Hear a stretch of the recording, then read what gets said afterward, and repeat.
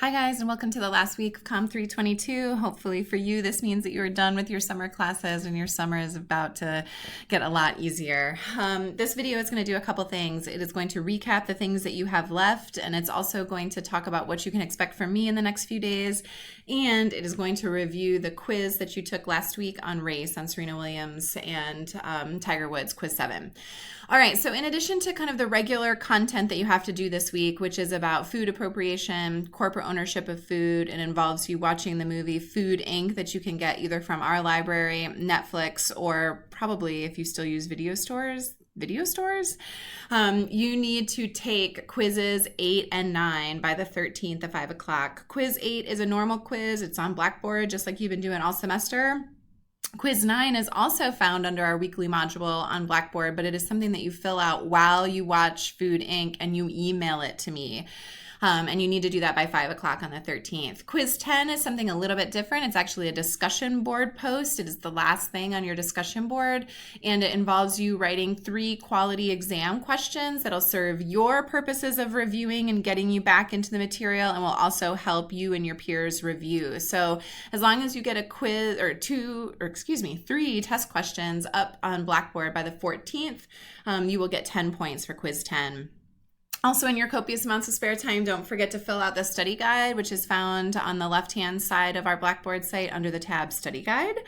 And then finally, your last 2 things, which is the final exam and the infographic, are both due by 8 p.m. on the 16th, which is Friday. That is the final exam day for all Summer 1 classes. The final exam will be open from 8 a.m. until 8 p.m. So please set as many calendar alerts as you need. There are no makeup exams, so you absolutely need to take that exam on Friday when it is scheduled.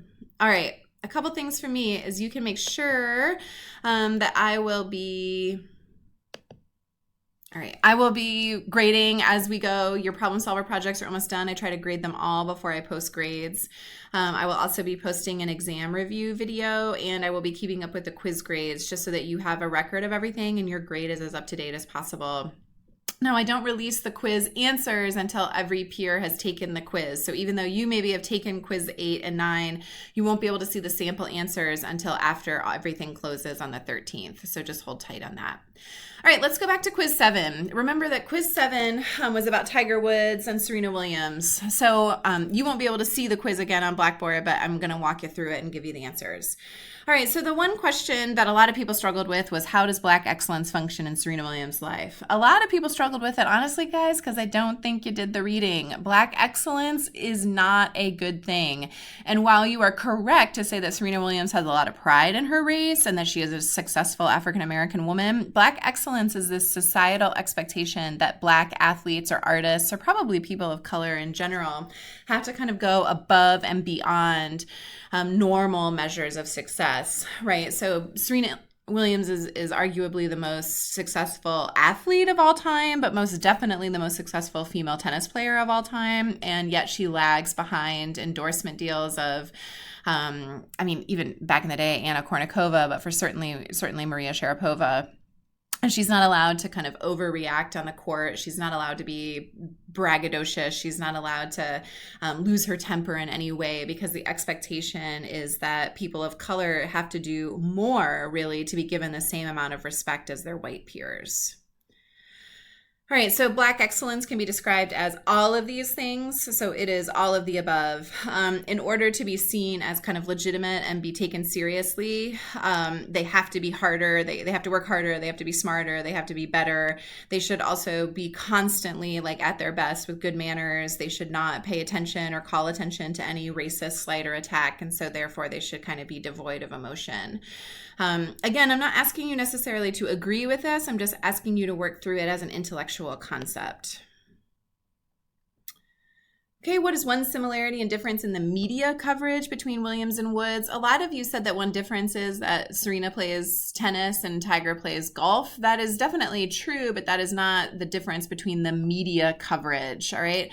One similarity is that the media is kind of obsessed, or, one truth is that they are both people of color in a predominantly white sport, and so that is kind of an issue, that their race is an issue. A lot of you said that that was a similarity, and I think that that's true, and that's rooted in the material. And a difference, a lot of times Woods is categorized as white when he succeeds. So that Billings article really chronicles a lot of media attention, and he kind of counted the number of times certain things that would infer that Woods was white, even though we know that he's not, was said in victory. And so those were probably the easiest things to prove with course material.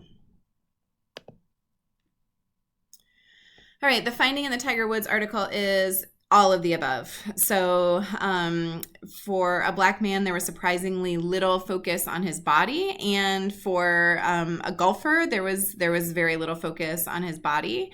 And when he won, he was often treated as white, and when he was lost, he was often treated as Black. So all of these things can be true. Remember, on the final exam, some of these things that are multiple choice might come to you as short answer, or feel, like a thing where you have to write the answer. So if you were not able to answer these multiple choice questions, you're going to want to go back and spend some more time with the reading. All right, finally, my favorite question.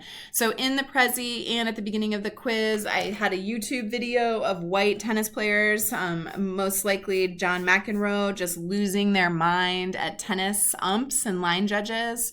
And I wanted you to take what you had learned about the way Serena Williams was treated and be able to apply that knowledge to a different circumstance. And most of you really nailed this, because what I'm looking for here is that Serena Williams did something completely inappropriate by saying that terrible thing to the line judge about where she was going to put the ball.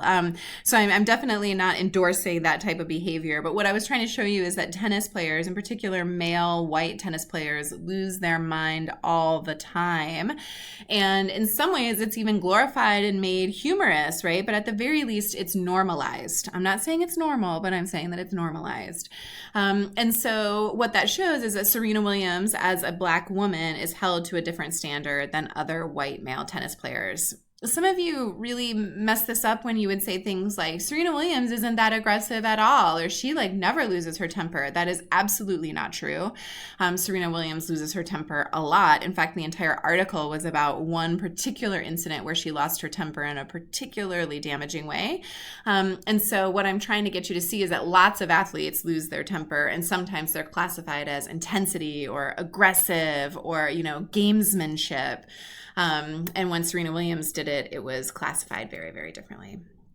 All right, that's all I got for you. So hopefully this has helped set you up for the week and reviewed some of the content from Quiz 7. As always, I'll be having my office hours on Wednesday from 9 to 11 on Skype, or we could arrange for a different medium if that works better for you. So don't be a stranger. I'll talk to you soon.